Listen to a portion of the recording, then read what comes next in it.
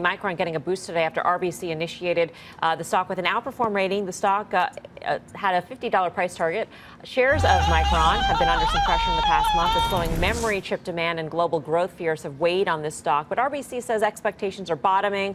There's a ramp up in non-Apple smartphones later this year, and that's expected to help the company. Shares of Micron up double digits this year, but still trailing behind names like Xilinx, AMD, NVIDIA. They've all surged more than 30%. So should investors play Micron for a chance for a catch-up, or do you just stick with the leaders? I feel like this is a Regis question. I feel like I'm channeling. Remember Regis? I love Regis is watching right now. He's probably in his pajamas. He's already eaten dinner. Oh, really? I mean, he ate dinner like 3 hours ago.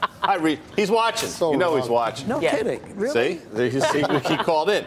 I don't think you chase it here. And you said the stock was up. Market was up today. Yeah. Micron was up 0.25%. That's not gangbusters, quite frankly. The quarter to me was lousy. Steve Grasso mentions this. DRAM pricing has been lousy. I don't know what people looking at when they bought it after the earnings report, but I think the stock set it back to 35. At 35, we can have a conversation. At 39.5, I say no. Given your views on cyclicals, you probably love semis. Yeah, the bigger picture on tech is, are we going to get a trade deal? Because CapEx just went silent in the summer and early fall of last year. So are we going to get a trade deal?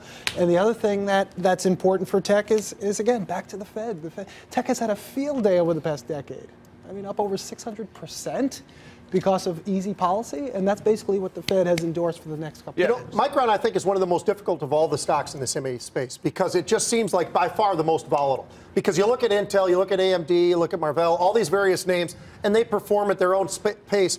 But Micron either is flying to the upside or it's dropping like a rock, and we all know that. We've seen these ranges. It's unbelievable, right? I mean, this was a $55 stock not that long ago, and here we are at 40, and we're talking about it's already made a move to the upside to 40. So I think there are opportunities, and maybe at this level, maybe because it's so beaten and so unloved that it might be the right time to be in Micron. Well, I think that's why the stock did rally after that earnings report, because it wasn't particularly good, except that sentiment was so bad and the expectations were really low, so you had a little bit of a short squeeze. I just mentioned this, last year we talked about how the semis really topped out in Q1 of 2018 and made a series of lower highs and lower lows for most of the year. The outperformance off the bottom is fantastic, but there was a lot of double ordering in the first half of the year. They had major inventory issues. I don't think that turns on a dime, even if we get a trade deal anytime soon.